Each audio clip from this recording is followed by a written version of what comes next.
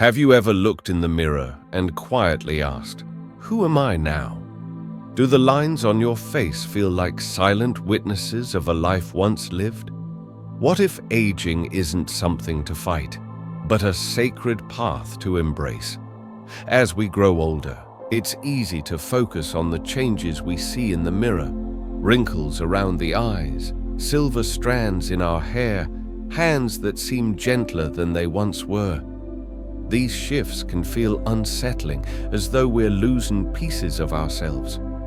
Society urges us to push back, dye the gray, smooth the skin, hide the years. But the Buddha offered a very different view. He reminded us, everything that has a beginning has an ending. In other words, change isn't a threat, it's the very nature of life. So why do we cling so tightly to the past? Why do we try to hold still what is meant to move? What if we saw aging not as a slow decline, but as a meaningful unfolding?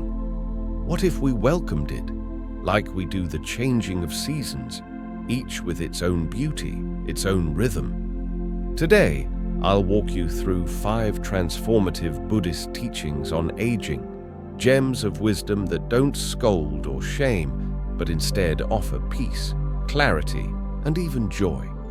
These teachings don't ask you to deny the passing years. They invite you to honor them, to see aging not as a loss, but as a return to something more grounded, more real, more alive. Let's begin with the first insight. Accept your age as a gift. There may come a day when you catch your reflection and notice something has changed. Maybe your features seem softer, your hair more silver, your hands more delicate. In that moment, you might feel a quiet ache. The world, after all, constantly whispers, "Stay young, stay beautiful, don't let time show." But Buddhism teaches something radically freeing. True beauty is not found in staying unchanged. It lives in wisdom, in presence, and in compassion. Every wrinkle holds a memory. Every gray hair, a lesson learned. Aging doesn't subtract meaning, it reveals it. There's a beautiful Zen story about an older woman who visited a wise master. Her heart was heavy with sorrow. "Master," she said softly, "I don't recognize the woman in the mirror anymore. My beauty is gone. My hair is gray. My face is lined. I feel invisible." The master simply nodded and took her outside. He pointed to a cherry tree in full bloom, its blossoms delicate and radiant. "Is this beautiful?" he asked. She nodded. Then he led her to a gnarled old pine tree, its bark rough, its branches twisted by years of wind and weather. "And this one?" he asked again. She paused. "It's different," she replied slowly. "But it has strength. It feels wise."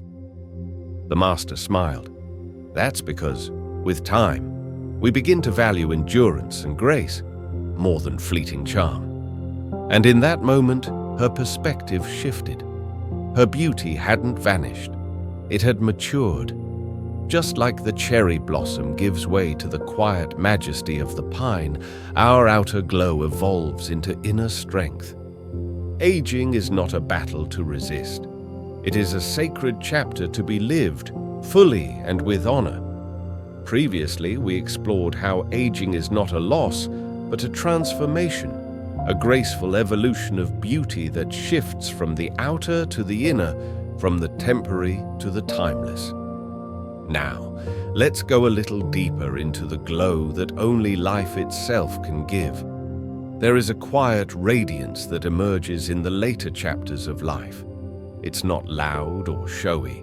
It doesn't come from creams, surgeries, or filters.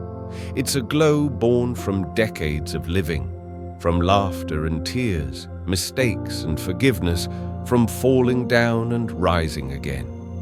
With time comes a kind of clarity, a knowing of who you truly are, a strength that has weathered countless storms, and a softness that only compassion can shape. This is the beauty no mirror can fully reflect and no product can replicate. So next time you stand in front of your reflection and feel a pang of sadness for the youthful image you once knew, pause. Just pause. Look again. Closer, deeper. See the story behind the eyes, the love you've offered, the lives you've touched, the lessons you've earned. Let your years drape over you like a robe woven from experience, courage, and quiet dignity. True beauty isn't something that fades, it's something that emerges, and it lives within you, right here, right now. Second teaching, your body will fade. Learn to honor it. There was a time when climbing stairs felt like nothing, when walking for hours was effortless and your body obeyed without hesitation. But now, even small tasks can take a bit more effort. Things that used to feel easy now ask more of you. It's tempting to see this as betrayal, as if your body is letting you down. But is it really betrayal? Or is it simply nature doing what it's always done? Just as the earth flows from spring to summer, then to fall and winter, so too does the body follow its own sacred rhythm. Muscles soften, pace slows, and energy moves in different ways. This isn't failure, it's transition. The discomfort often lies not in the change itself, but in our attachment to how things used to be. We suffer most when we resist what is by clinging to what was. But what if instead we chose gratitude? What if we honored this body, not for what it used to do, but for all it has carried us through? Think about it. Your body has been your most loyal companion. From childhood to youth, from adult years to now, it has walked every step with you, endured every hardship, and healed from every wound. Why not love it for that?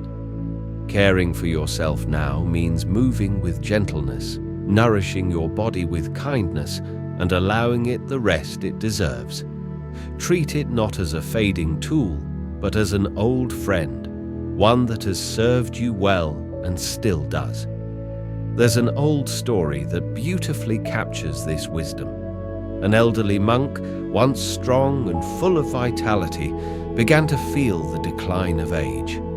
Tasks he once performed with ease now left him weary. One day, disheartened, he turned to his master and asked, "Why does my body no longer obey me? It used to be my strength. Now it fails me." The master said nothing, but led the monk down to a quiet riverbank. There, resting gently on the shore, was a small wooden boat. Its paint was faded, its wood cracked with time. Yet it still floated, still served, still carried people safely across the water. Pointing to it, the master said, "This boat has taken many on their journey. It's weathered, yes, but not worthless. Though slower, it still has purpose." The monk looked at the boat, and then he understood. Like that boat, your body may not be what it once was, but it still carries you forward. Aging isn't about resisting the wear of time. It's about embracing the wisdom it brings. The monk, filled with warmth and peace, began to see his aging body in a new light. Though it had changed, it had never failed him. For decades, it had carried him across the mountains of effort, through the valleys of sickness, and into the temples of silence. And even now, it still served, just in different ways. Aging, he realized, isn't a sorrowful countdown of what's gone. It's a quiet celebration of what's still here. Maybe you can't run like before, but you can still walk, step by mindful step. Perhaps you no longer lift heavy burdens, but you can still carry love, understanding, and deep compassion. Your hands may tremble, but they still have the power to comfort, to hold, to heal. Instead of resenting the body for growing older, why not treat it as a lifelong friend? It has been your shelter in storms, your bridge across difficulty, your home through every season of life. It deserves tenderness, not scorn. It deserves to be honored. Aging is not a sign of failure, it's a sign of living. And above all, never let age convince you that your time has passed. As long as breath flows through your lungs, you have purpose. As long as you wake to the morning light, you still have meaning. Third teaching, you will be forgotten, and that is perfectly natural. This is perhaps one of the most difficult truths to accept. We will not be remembered forever. The work we pour ourselves into, the homes we build, the relationships we treasure, over time, they all dissolve into the endless stream of life. Time moves forward without pause, and eventually, our names will fade into silence. At first, this idea feels heartbreaking. We long to be remembered. We try to leave a mark, to matter, to last. But Buddhism offers a perspective that is not sorrowful, but freeing. The teaching of anatta, or no self, reminds us that the self we cling to, this identity, this name, is not fixed. It's like a wave rising from the ocean. It takes shape, it shines, and then it returns to the sea. Our lives too rise and fall, not to disappear, but to merge into something far greater. There's a gentle story from a quiet monastery. A young monk, filled with concern, once asked his master, "Doesn't it trouble you that one day no one will remember your name?" The master looked up at the sky and replied, "When the clouds cover the moon, do you worry that the moon has vanished?" He continued, "The moon still shines, even if no one sees it. Our lives are the same. What matters is not whether our names are remembered, but whether our light touched someone while we were here." He then smiled and said, "Do not live to be remembered. Live to be meaningful." Think for a moment. Can you recall the names of every person who shaped your life? Likely not, but their presence still lives within you. The lessons they gave you, the kindness they offered, the moments they shared, they remain. What endured was never their name, but their essence. So instead of chasing recognition, choose to be present, choose to be kind, to be real, to give love freely and offer wisdom when needed. That is how we leave behind something truly lasting, not carved into stone, but etched into hearts. As we grow older, our task is not to inscribe our names into history, but to live each day as part of a much larger rhythm, an endless flowing river of life that moves with or without us, and yet includes us always. Fourth teaching, you will lose loved ones, but love transcends death.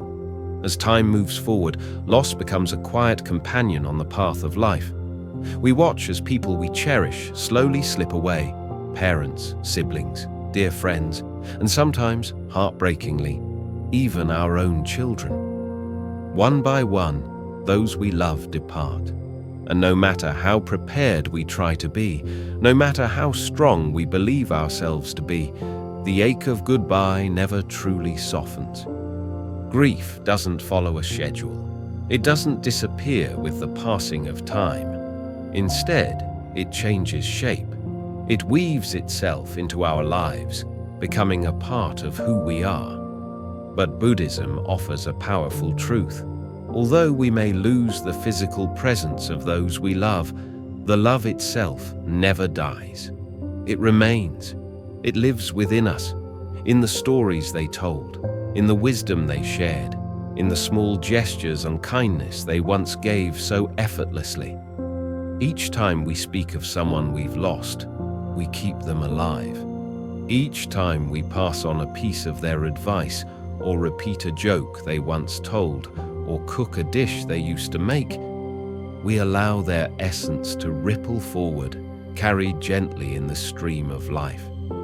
There's a well-known Buddhist story that reveals this truth with haunting beauty. A woman, stricken with grief after the death of her young son, came to the Buddha, begging him to bring her child back to life. The Buddha gave her a simple task: bring him a mustard seed from a household that had never known death. Filled with hope, she knocked on door after door, searching for such a home. But every family she met had experienced loss. Some had lost a child, others a spouse, others a parent. By the time she returned to the Buddha, she no longer carried a mustard seed. She carried something deeper: understanding. The Buddha's lesson was clear. Suffering is not personal, it is shared. Grief is not an exception, it is part of the human condition. But so is love. And while we cannot stop loss from arriving, we can recognize that love doesn't vanish with the body. Think of those you've lost: a mother whose warmth still echoes in your heart, a friend whose laughter still brings a smile to your face, a partner whose love still shapes how you love others today. They may no longer walk beside you, but they are never truly gone. Their influence moves through your gestures, your words, your silence, your kindness. That, too, is presence. One misconception about grief is that we're supposed to move on. But Buddhism doesn't ask us to forget. It invites us to move forward, carrying the memory, the love, and the legacy of those who have touched our souls.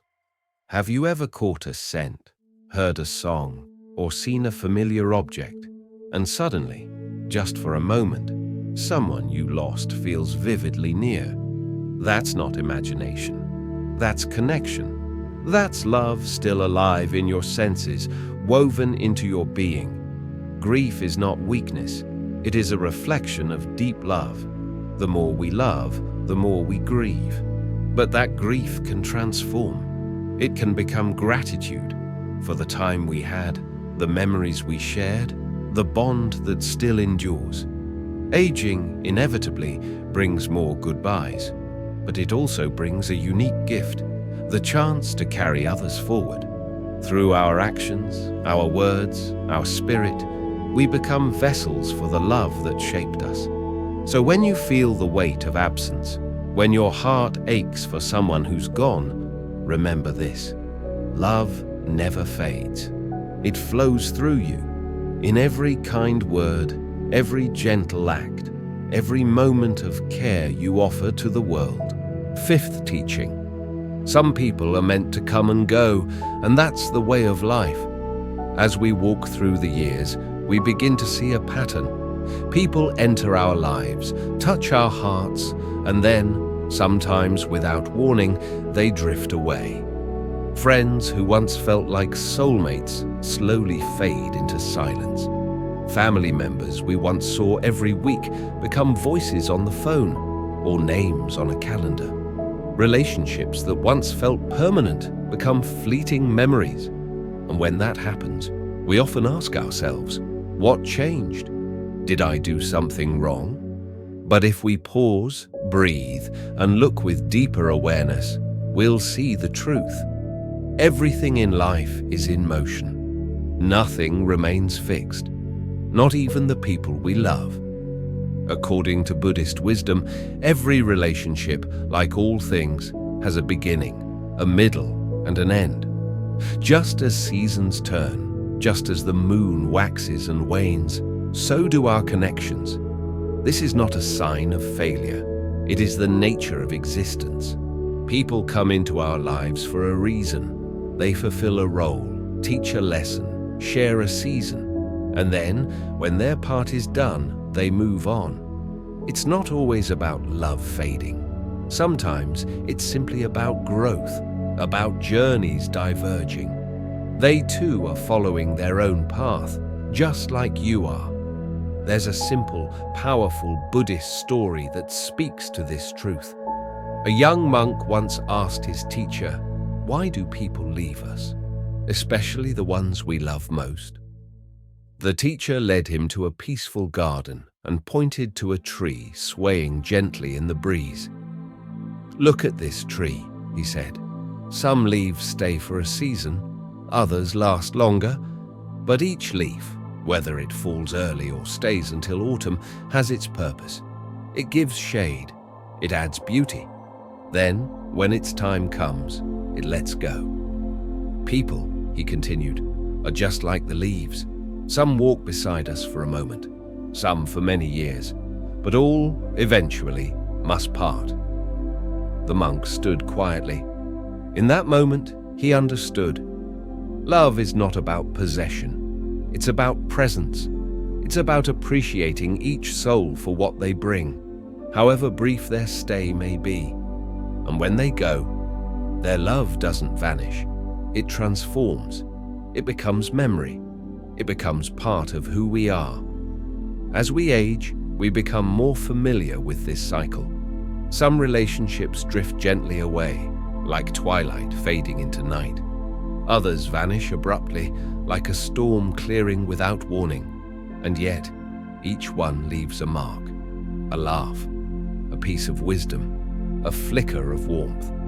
So instead of mourning every person who has slipped away, we can choose a wiser path, cherishing those who remain, nurturing the friendships that are still growing, staying open to new connections no matter how late in life they come. That is the gift of aging, learning to honor what was, embrace what is, and welcome what will be.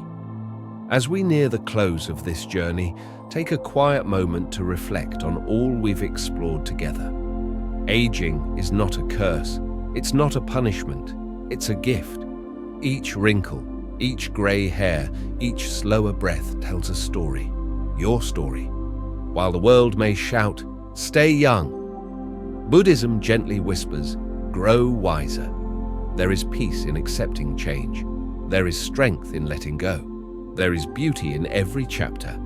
So now, dear listener, let me ask you, will you continue to resist the passing of time? Or will you walk forward with grace, with open arms and a grateful heart? The choice is yours. But if you choose acceptance, you'll discover something truly profound, that aging is not the end. It is the beginning of something deeper, something richer, something beautifully real. If these reflections have touched your heart, please subscribe to Buddhism Seeds, give this video a like, and share your thoughts in the comments. Every kind word helps keep this community of wisdom and compassion growing.